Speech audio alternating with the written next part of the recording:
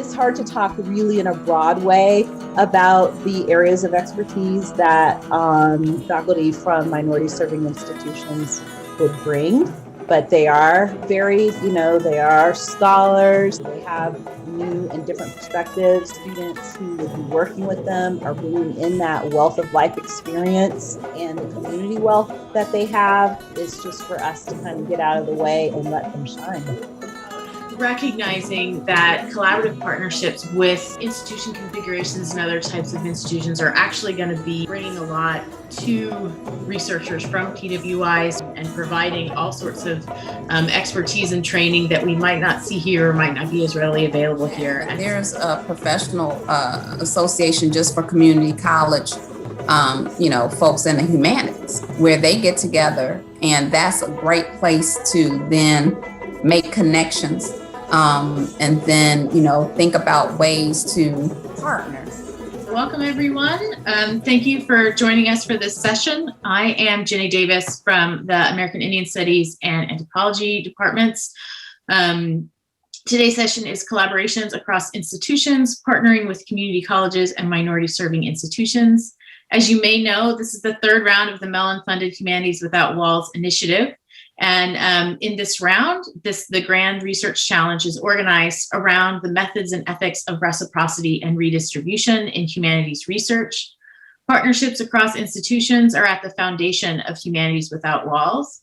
And applicants this time are invited to center these approaches of redistribution and reciprocity in truly collaborative partnerships with other Humanities Without Walls consortial partners, minority serving institutions, historically Black colleges and universities, tribal colleges and universities, community colleges, and community organizations. Today, we are fortunate to be hearing from two scholars and practitioners of these ethics, Professors Assata Zerai from the University of New Mexico Department of Sociology and Professor Eboni Zamani-Gallaher from our own College of Education, to help us think through how we as scholars at primarily white institutions like Illinois engage with other institutions whose missions center populations who have historically been and continue to be denied opportunities to access higher education. What opportunities emerge when we envision collaborating with community college faculty and students? And today we'll hopefully be starting a conversation to find out how to partner with both community colleges and minority serving institutions and all the places they intersect in reciprocal and redistributive research collaborations.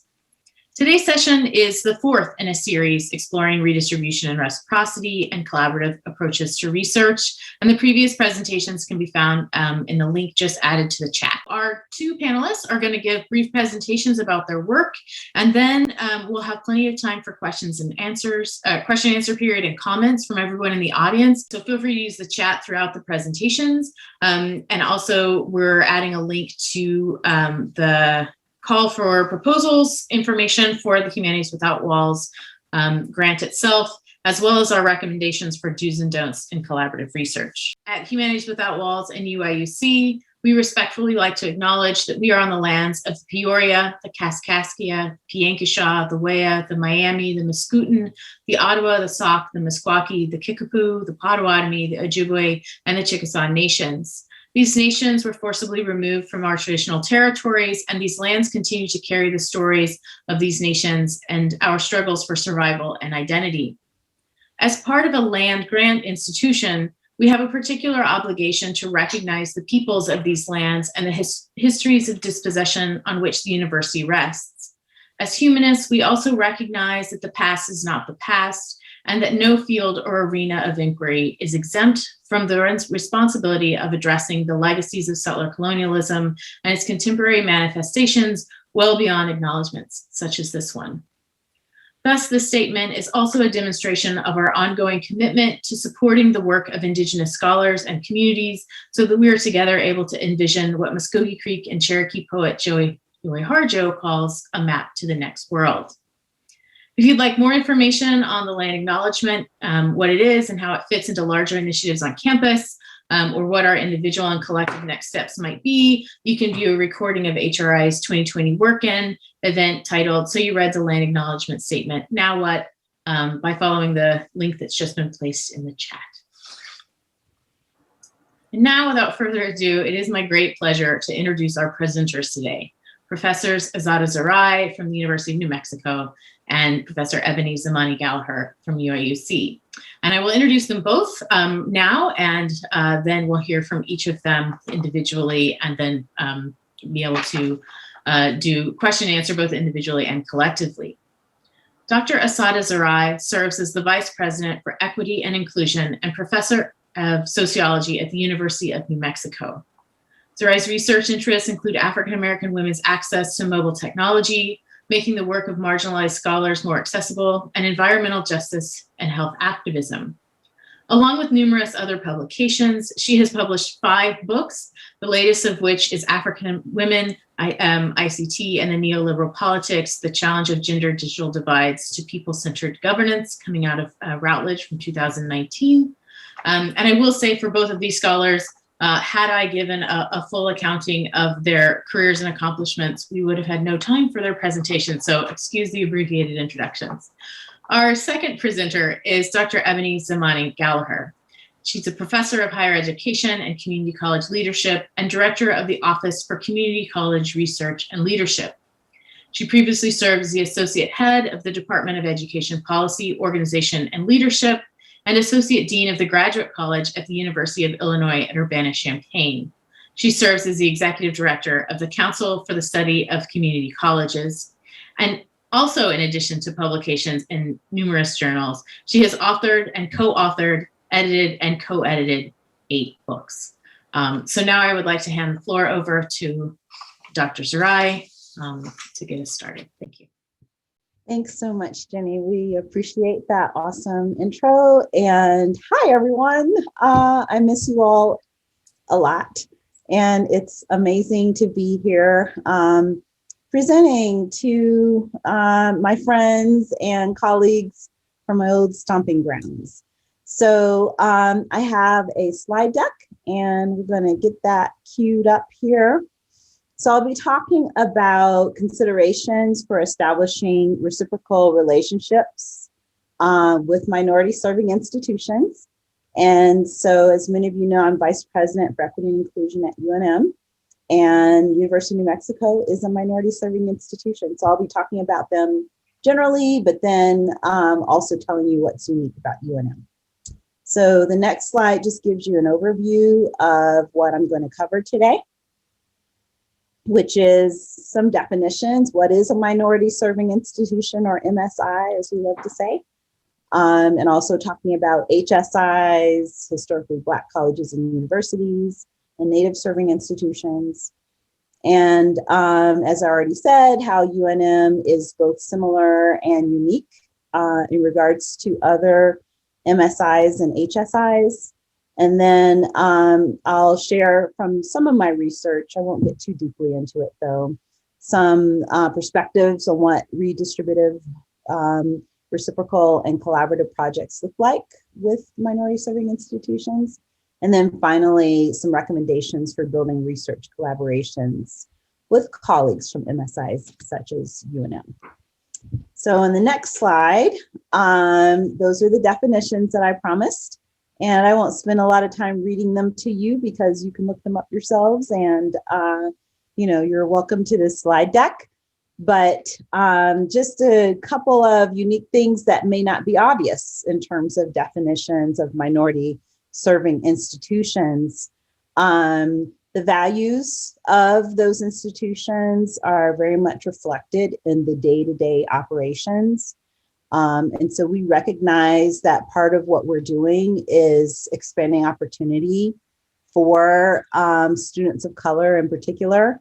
And we're very obsessed with being minority serving as opposed to just minority enrolling. You'll hear us talk a lot about that, and how we want to do things differently in order to actually serve populations of BIPOC students. The designation of MSIs came out of presidential executive orders over the past 20 years. And it is an actual federal designation. And so, there's kind of an application that you have to write. And, and so in addition to the demographics, there's other information that the institution would need to share with the federal government in order to obtain that MSI status. And so HSIs are focused on Latino students, and they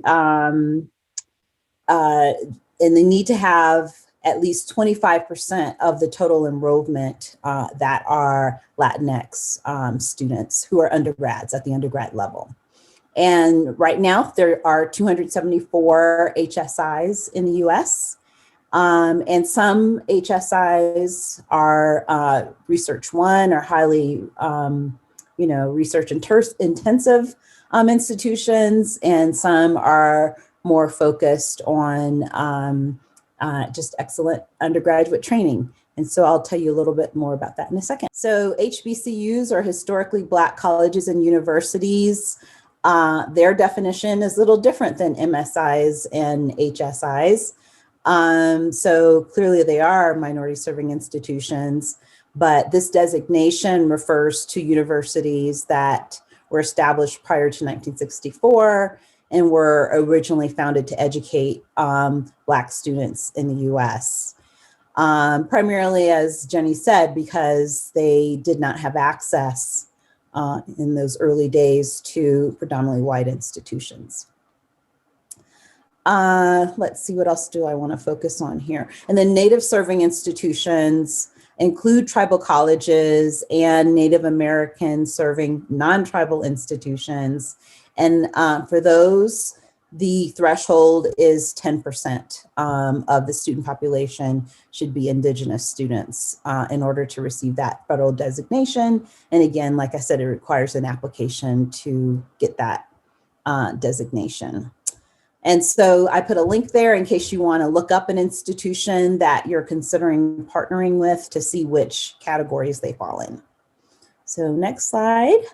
So UNM, of course, is a minority serving institution, and this is true not only in terms of fitting that 25% threshold, both for minority students and Latino students specifically in terms of the MSI category, but we also enroll Indigenous students at over 5% of the total student population.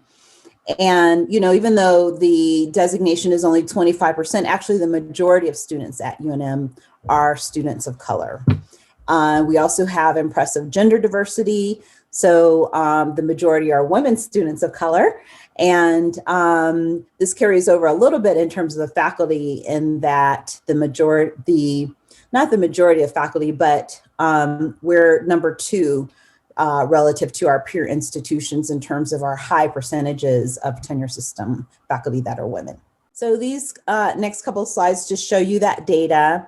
And so the bottom blue is white undergraduates who are degree seeking. And then the orange, which is the next number up, is Latino students. And so you see we far surpassed that 25% threshold that I told you about. And the majority of our students are Latino who are degree seeking. And then the next category, the gray, is Native American students. And so I already mentioned that it's over 5%. So this is really true on the next slide, even in terms of our graduate students at UNM. And I'll tell you about that in a second. I forgot about this slide. Even though we have a majority of students that are underrepresented minority, this does not necessarily play out in terms of the success of students graduating within 5 years. And as I said earlier, we really do think about our values, and one of those is really to have an intersectional lens. And that we try to understand our data, not just in terms of, yay, we're enrolling a lot of students of color, that's great. Well, that's not enough for us. So we're looking also at these baccalaureate degree rates and how that is different depending on if the student comes from a first generation college family or continuing generation. And in this slide, the second and third columns focus on first gen students, and then the last 2 columns focus on continuing gen students. And you'll see that there are differences, that our continuing gen students generally have higher graduation rates relative to first gen students. And so we're super preoccupied with that. And also, of course, looking at gender and race. So now we'll go to the next slide. So what I was saying before is that the minority status really even carries over in terms of our graduate enrollment.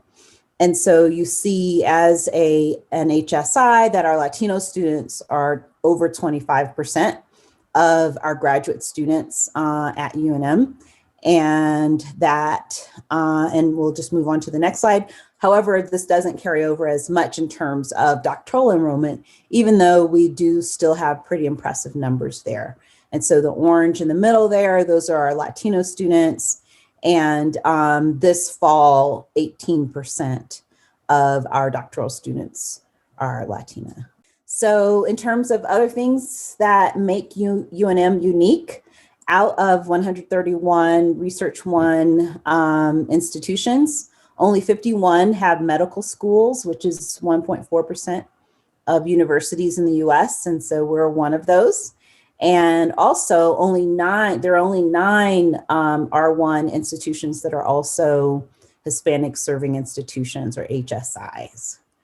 And so one of our kind of taglines that we like to say is that UNM represents some aspects of what future universities will look like if you think about how the demographics of the US are changing. Our strengths are very much rooted in New Mexico.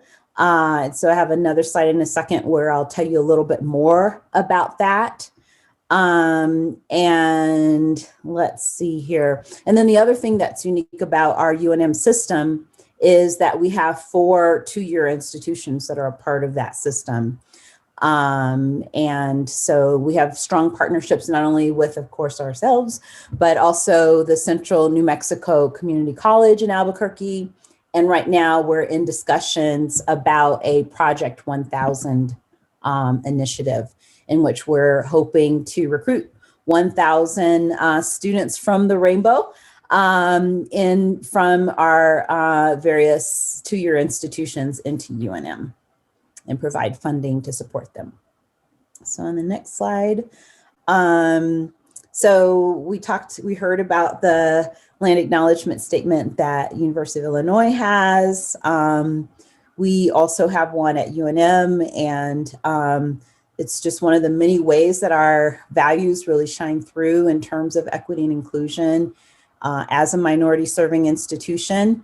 And what I want to jump to actually, and also we were one of the first universities to establish a diversity curriculum requirement.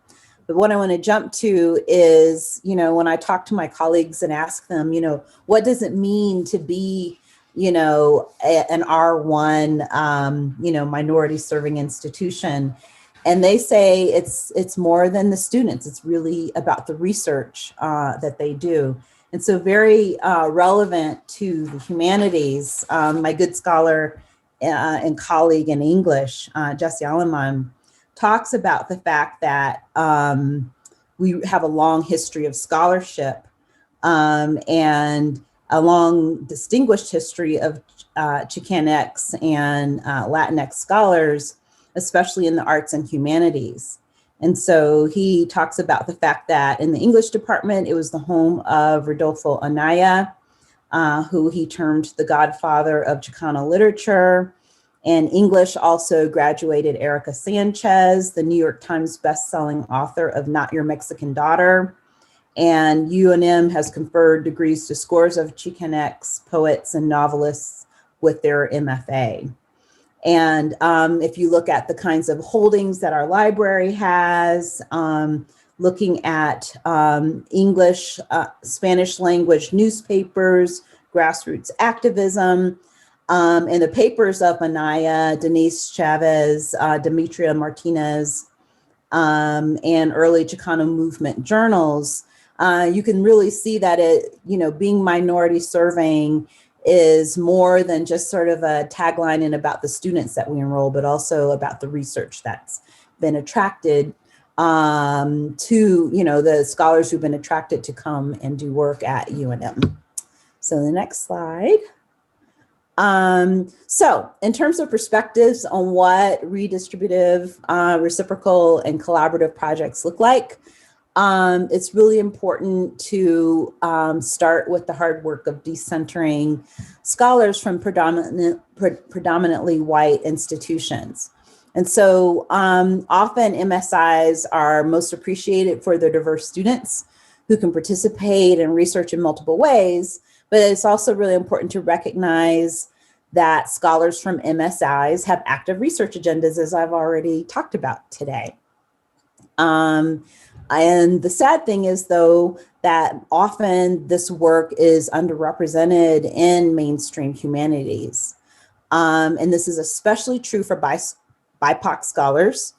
And so, we all are aware that scholarly literatures across key fields often fail to engage the work of Africana, Black, Latinx, and Native American scholars.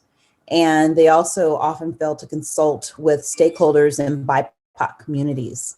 So to, think about trouble that reality.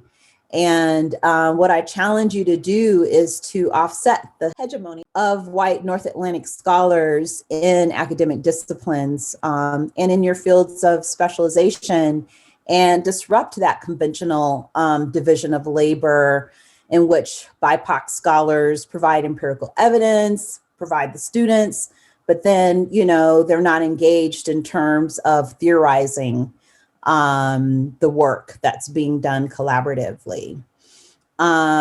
Such an epistemological transformation will really create better partnerships and pave the way to new ways of studying the humanities. And so, as I said, it's just really about starting with that hard work of decentering yourselves as scholars from PWIs, and find ways to connect with other scholars in organic ways. So next slide. So redistributive. So first I talked about reciprocal. Now I'm going to talk about redistributive. So think about equality versus equity, and ways that you can collaborate that will help to lift the burden that MSI partners may be experiencing. So you may have research assistants and people who can help with scheduling, and just think about ways that you can pick up more of the load in terms of those collaborations, because often at MSIs there is going to be more work. For some MSIs, they have a higher teaching load. Others, just in terms of trying to mentor students. So even though we have a majority of students that are students of color, that is not the case when it comes to faculty. And so we know often that students are seeking faculty from groups like theirs to mentor them. And so, especially if you're partnering with colleagues who are folks of color, then, consider all of that in terms of that redistributive aspect. And then in terms of being collaborative, I would urge you to think about projects alongside your MSI colleagues. Don't figure out what your project is and then, add a little MSI on the side. Bring us in from the very beginning of the collaboration and the designing of the project, so that it is, more of a natural collaboration where the good ideas and even challenges to your ideas possibly can be incorporated in those research proposals. And then the other thing here is I recommend that you take some time to understand the goals of your MSI partners. And so we are actually in the middle of creating a consortium called Crossing Latinidades with some colleagues at UIC, which is also a minority serving institution, and HSI actually. And one of the things that we learned in working on that collaboration is, or that they learned about us, is that one of our most important goals is to provide funding for our doctoral students of color to complete their programs. Often at predominantly white institutions, there's enough funding to support students of color generally in doctoral studies. But that was like one of the big things, eye-opening things that I did not expect when I came to UNM, that the majority of our doctoral students do not have financial support to get through their programs. And then the other thing is that you may want to think about setting up the ability to buy out the time of your MSI colleagues, because again, they're often being stretched very thin in situations where there's not a lot of extra funding. And so just another thing to take into account. When I was at Illinois, it was easy to kind of buy out a class or, work with colleagues in my department to reduce my teaching load if, there's a proposal or something I was working on. And MSIs in general, there's not that much flexibility because all the resources are being stretched to the limit because the focus is really on, providing as much scholarship support to undergrads so they can get through their programs. All right, so that's it. So thank you so much. It's been a pleasure to share with you. So good afternoon. Thanks again for the invitation. So I have been here just a little over 6 years. And one of the hats that I wear is as director of our Office for Community College Research and Leadership. And so I'm going to tell you a little bit about OCCRL and then some of the work that I and my colleagues at OCCRL have been involved in that is related to both community colleges and MSIs. So not sure how many of you may have been familiar with OCCRL, but we are we are the oldest community college research hub in the country. This year marks our 32nd year, founded in 1989 here at Illinois by Dr. Deborah Bragg, who is now emeritus. The office was started with a small grant from the Illinois is ISB, so the Illinois School Board of Education. And so the initial work was such, even though it was a small grant through K-12, that work was still related to college preparation, career clusters, in particular tech prep, which we now refer to as CTE or career technical education, to look at how students were beginning that early career development and college readiness. And so the origins of the office as it grew over the years, and we are a soft money only shop. So we're not a budget line item for the College of Education or the university. Everything that we do is externally funded. In any regard, that has been the model since 1989. And the original aims of the office were to look at various pathways and programs of study. And again, from middle grade, secondary to post-secondary, as well as ascertain and help to support as we had colleges, in particular community colleges, partner with their secondary educational colleagues around issues of college and career readiness, as well as to look at the transfer function, in particular, how students moved from high school to work, albeit youth apprenticeships, job shadowing, co-ops, more of that, as well as the traditional transfer for further education. So as we have evolved and during my tenure, next month is my 6th year of being director of OCCRL, we have rebranded, we have revamped, we have, as I say, evolved, because if you don't evolve, you will evaporate. And so it is our endeavor to look at how diverse youth and adults move in, through, and out of, right? It's the to and through. That is the connective tissue of what we do. and centering what we do as well, in particular because of my own scholarly identity over the past 20 plus years, has been unapologetically about centering equity and not color evasive race neutral forms of equity. And so OCCRL has now gotten a national reputation that is beyond the one it already had as a pocket of excellence for looking at issues of racialized inequities within post-secondary, and again, with community colleges being a centerpiece of that. And so those three buckets I showed you earlier in terms of the first 25 years or so of pathways and programs of study, transfer, college and career readiness, CCR, are now, those three buckets have moved into what I call our four pillars, whereby what we do at the heart of it, again, is equity-centered, equity-conscious, but around equity-driven change, transformative leadership, public engagement, and so forth. So not quite sure how many of you all are very familiar with the community college landscape. A point of pride for me, I'm a Chicago native, born and raised on the South Side.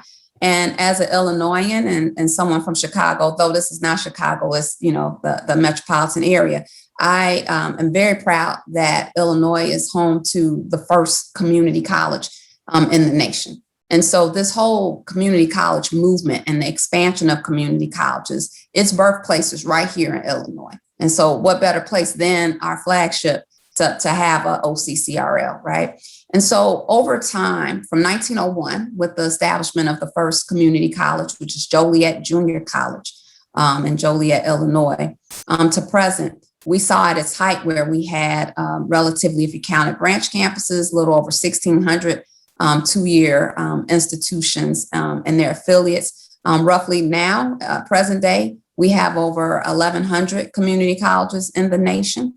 Community colleges, however, when we talk about today's undergraduate, are often discounted and are at the margins of the larger discourse. And it's interesting that they would be marginalized when they are trying to do the most with the least for those that are the most marginalized. And that was one of the things that attracted me to community colleges as a sector, and how I ended up in a career, whereby community college scholarship is my jam, and so first generation, low income, working class students, again, if we talk about a through line, marginality, minoritization, underserved pops, being, at the core of who is served. So we've seen over the years, again, the uptick in community college enrollments. At present, in these COVID times, we've actually seen a hit, which is not what was anticipated initially on the front end of coronavirus. If you think about the Great Recession, what we typically would see in times of, economic downturn with community colleges, we usually would see an uptick in enrollment. This is not the case at this point, but needless to say, what we do have, again, with community colleges, if you think about the landscape, you think about the student demographic, by and large, a critical mass of students that are first gen students, students that are part-time as opposed to full-time attendees, students that are working at least part-time, but more often full-time, lots of Pell eligible parenting students, as well as veteran students. And so when we think about, who today's collegian is and who served, what is very interesting to note is that nearly half at one point, just, a few years ago, I think the highest, it was at 46% of all undergraduate students were in community colleges. And we're still at, again, over 2/5 of all undergraduate students are not at four-year institutions, but are at community colleges. And then when we look at underrepresented, racially minoritized students, again, they do account for 46% of the enrollment at community colleges. So just in terms of, again, thinking about, where community colleges fall within the landscape, I think sometimes too that people don't understand that these institutions They're very contextual in nature. They are often kind of framed in this monolithic group, but there's a lot of institutional diversity within these institutions, not just in terms of the student demographics and the faculty and staff, but also by, institutional control, institutional type, regional differences, geographical, variation in terms of the programs of study, the emphasis in terms of the multiple missions of the community college relative to workforce development, community engagement, continuing education, general education, transfer, you name it. One thing I wanted to also highlight is, again, now when we look at those that have baccalaureate degrees, right? Because we know a lot of community college students aspire a bachelor's degree, but don't necessarily transfer. And then those that transfer don't necessarily matriculate to completion. But we do know for those that have baccalaureate degrees, whether they were transfer students and or what we call FIDIACs, right? First time in any institution type. We got, again, over 2/5, nearing a half of students have had some community college experience, right? And they have community college credits within, their college careers. So what we have also is a problem whereby community colleges are treated punitively with respect to their impact and, the role that they play in the educational careers of so many students and the awarding of those degrees and those students self-actualizing and actually being completers and not in that some college any degree. So for instance, if you have a student who just attends community college, for one semester, gets 15 credit hours, then transfers, on their books, so to speak, that person is in the attrition column because the way the College Board looks at college student success relative to completion, again, is really more norm referenced from a four-year centric type of a standpoint, right? That first time in any college, full-time enrollment with no lag time and no stop out time. And that's just not the profile of community college students. And so there are many students that have baccalaureate degrees that would not have attained them had it not been for them having entered and had some type of community college experience. So we talk about swirling in the higher ed literature and with student swirl. Again, that is this notion that, it's outmoded, outdated to think that students are going to have that traditional, I'm going to, with no lag time, enter college, not stop, pursue it full time, and only stay at that institution.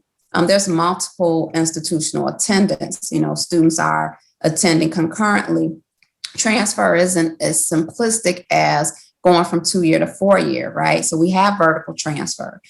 So now I want to try to segue a little bit and talk to you about minority serving community colleges. So often is the case when people hear the term MSI, that acronym, the default is, to consider a 4-year context. And very often that default also is around HBCUs more so than other institutional types in terms of special pops institutions. I'm not going to go into much detail because my colleague Assata basically, kind of walked us through the particular definitions with respect to the designation piece, again, which is a federal designation. But as you can see, there's some nuances, right? So when we talk about MSIs, we got to keep in mind that there's only 2 that are really mission driven in terms of that designation. And that's HBCUs, which were that originated, for the express purpose of educating newly freed Black slaves, and then tribal colleges and universities, the vast majority of which are actually community colleges in terms of tribal colleges. So those are mission driven, right? That they are there with the express purpose of advancing equitable outcomes for the particular student population. When we look at HSIs, okay, or what we call anapesies. Those are, and PBIs. These are all, kind of want to have the demographics. Those are enrollment and demographic driven in terms of the attendees. So if you don't have at least 25% of your students that are Latinx, plus other factors in terms of, what goes into that designation federally from U.S. Department of Ed, then, from one year to the next, you could be on the cusp and not necessarily be an HSI designated institution or qualify for HSI status. And there's funding from the feds in the way of capacity building dollars as well for the institutions as a result of having that designation. But in any regard, there's what we also have as, emerging HSIs, as well as those that are HSIs. So emerging HSIs would be those that they don't meet the muster of the, 1/4 Latinx student, but they may have between 15 to 24%. There is a robust, if not majority of those institutions that have MSI designation are actually community colleges. So we refer to them as MSCCs, minority serving community colleges. We looked at the role of community colleges, and I wanted to explore the extent to which, MSCCs could be conduits to diversifying the pathway for STEM, for racially minoritized students. There have been about 70, 77, 79, somewhere in that ballpark. Still around back in 1995. Now we have about a dozen. And what we have more so are PBIs, which are predominantly Black institutions. And to have that designation, you have to have at least half of the students be Black. So it's interesting that there are different benchmarks. So to be a PBI and to get the resources, you need at least 50% Black. But for it to be a HSI, right, HSCC, you need 25% Latinx. And for anapesies, it's only 10%, right? So that's a whole nother matter. But you can see from the Illinois context that we actually have 14 publicly controlled MSCCs. And if you count private and public, 2 and 4 year. And so unlike, Michigan, Indiana, Ohio, Wisconsin, Minnesota,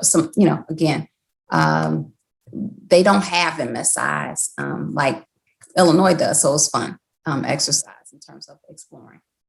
During the time of the study, and again, remember for many of these institutions, this is enrollment driven relative to, not mission driven in terms of how they are designated. And you can see which ones in our state are. And I should, as a footnote, share that some of them have multiple MSI designations. And also another fun fact is that all 7 of the city colleges of Chicago have MSI status. Seeing as how there may be interest in community colleges and community college related research, I thought I'd share that upcoming is, and actually registration is open through next Monday. Generally speaking, this organization's, over 6 decades old. For its first, 50 years, it was headquartered at UCLA with the godfather of community colleges, Art Cohen, when he retired. Then its home was University of North Texas, housed in their Bill J. Priest Center for Community College Education and Leadership. And now it's here at Illinois. That's us, me and the crew, some contact information. We also have offices in Chicago, though we're not in our offices. We're all still remote right now. But our main hub is here right at Children's Research Center. All right. Thank you so much, both of you, for those presentations and all of the information that you have shared. It's really critical, I think, as people are starting to think about what's possible and what they might be interested in pursuing, even just understanding the context of who they'd be talking with and what the benefits are. And so I think we have some folks who have stuck around. And so if they have questions, feel free to submit them. And I will actually take advantage of my MC status to ask a question that I had based on the conversations that you both brought, and that's in part. First, I want to thank you as someone who my first institution was a community college, and then my undergrad was at an MSI. I really loved these talks and this work, but I'm really intrigued first by your articulation, Assata, that a minority serving institution has a mission of minority serving rather than just minority enrolling, right? And I think that's such a beautiful phrasing and way to think about it. And I'm wondering about recognizing that collaborative partnerships with other institution configurations and other types of institutions are actually going to be bringing a lot to researchers from PWIs, right? And providing all sorts of expertise and training that we might not see here or might not be as readily available here. And so bringing those together, if we think about for researchers who don't have experience or training working collaboratively with minoritized and marginalized communities and populations, right? If what the kind of structures and missions of MSIs bring to folks' ability to do that, not just in a good way, but maybe in a way that doesn't continue to perpetuate problematic practices of the past and the hegemonies that you were speaking of. And so I wonder if you had some thoughts about, in particularly, all of the types of expertise and just that researchers at MSIs and instructors and students, right, and each of these institutions bring to these collaborative approaches. So yeah, I think that it's varied. In terms of my colleagues, for example, in ethnic studies and racial and ethnic studies, one of the things that they're very involved with are dual credit programs. And so they teach courses in the high schools that count for college credit, which really is a type of equity, because we know that many of our well-resourced students have AP credit that they bring when they come to four-year institutions. And if they should stumble in their freshman year, they have all that credit to fall back on. They're not going to be, asked to be dismissed. They won't be dismissed from the institution because they do have other credit in the bank. And so these dual credit courses are a way of helping students of color who don't necessarily have access to the AP courses in their schools or for whatever reasons, that same kind of a little bit of equity, as I said. And so I think in terms of teaching in ways that really connect to students of color, connect to their experiences, bring cultural humility into that classroom space and enhancing that sense of belongingness so that students of color are successful.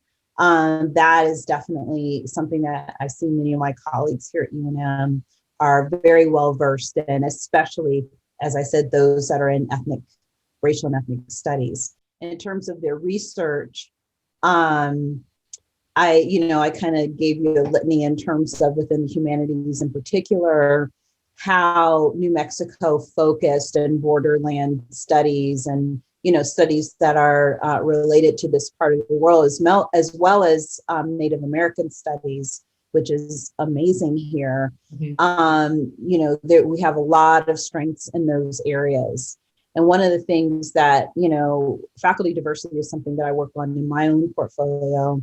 And one of the things we're trying to work on is finding ways that we can keep our Native American faculty, because we know that so often when you've been, you've gotten your doctoral studies at an institution, the expectation is you go away, for your job as assistant professor. And we are looking, for ways that we can hold on to our Native faculty, because they're very many of them are very place-based, and they want to be here close to their communities, close to their families. And so, trying to have that cultural sensitivity is something that we're working on now.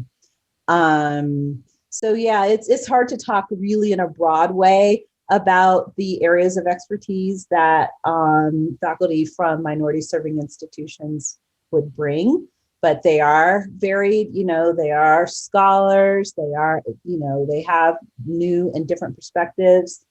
Students who would be working with them are bringing in that wealth of life experience and the community wealth that they have. And it's just for us to kind of get out of the way and let them shine. So I have a question for Eboni, if it's okay. Eboni, can you tell us a little bit more about the best ways to partner with our colleagues that are teaching at community colleges? Because I think some of the things I talked about earlier in terms of being very kind of overburdened with heavy teaching loads, would affect their realities. And so what are some of the best ways to collaborate in your view? Right. Yeah, I mean, it's a lot of overlap in terms of some of the same kind of constraints of resources relative to money, time, bandwidth, invisible service, right? And being stretched that community college faculty have that's similar to folks that are at MSIs. And in some cases, they're at both, right? They're at MSCC. So it's the same. One of the things that I guess for me, it's been a little easier, but still is a challenge because, as you mentioned, people may be interested but they're overextended. And so there's still the case where, on one hand, they could use the resources and they want to collaborate, but they don't have the time. And so with grant RFPs, they, sometimes you find out about something and you got to pivot on a dime. And that's not where some of my colleagues have, where they can just put something on the shelf in the same way that I might be like, okay, I can, try to just still hustle and get this out and then get to the other things, because it's just not there. But I will say getting involved, with the organizations and professional groups that are specific to community. Like, so for this group, there is a whole, I'll put it in the chat, but there's a professional association just for community college, folks in the humanities, where they get together, and that's a great place to then make connections, and then, think about ways to, because sometimes the grants also require that the lead is actually an MSI or a community college. And so while you might feel like, oh, I got the best idea to, do something with this, but you don't have the partner, necessarily. So that happens, right? So I would say, and I'll put some in the chat for you all to take a look at in terms of doing that. But yes, I think the other thing that was exciting to me about this group's interest is that there's not an awful lot of attention in our literature paid to humanities at community colleges. Yeah. And I think that right now is where that window might be opening. We have a new administration in DC. We have a FLOTUS who is a champion for community colleges and is very vocal about what her agenda as the First Lady is being to put upfront community colleges. And so I think when we think about the state of humanities at community colleges, that we might see some shifts. We start to see that with the Obama administration. And I think it's because Joe Biden was in their ears, because the very first there never been, and it hasn't been since a White House summit on community colleges. So that happened during the Obama administration. There was an infusion of money as well, around, they had it tied to like what we call TAC grants, but it was tied to some of the recovery efforts, because of the Great Recession, and how to utilize community colleges as a way for folks to retool because of the joblessness at the time and people needing to, even folks with bachelor's degrees, right? So I think it's a serious misnomer that, while we have liberal arts at community colleges, there's just still not as much attention paid to it. And there's so much it's nothing but space, room, and opportunity, to be quite honest, for, to make a knowledge contribution.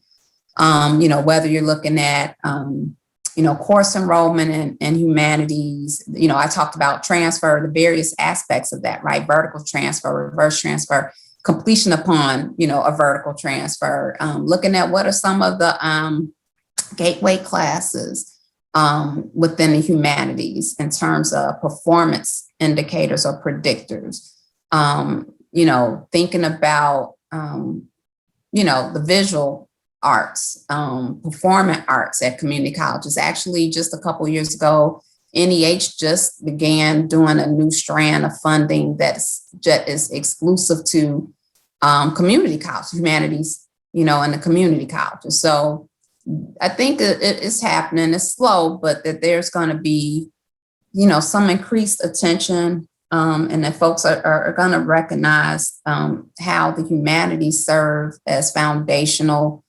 and could be, and have been for many, some strong predictors of what student success could look like, and how they can fare, subsequently at a four-year institution, in terms of the gains they can make while enrolled in a community college. And then I was also happy that, Assata, that you mentioned the role of dual enrollment, right? And those concurrent enrollment pieces, because, I think there's still some attention to be paid where people can kind of look at humanities enrollments with respect to what's happening with concurrent enrollment, with dual credit.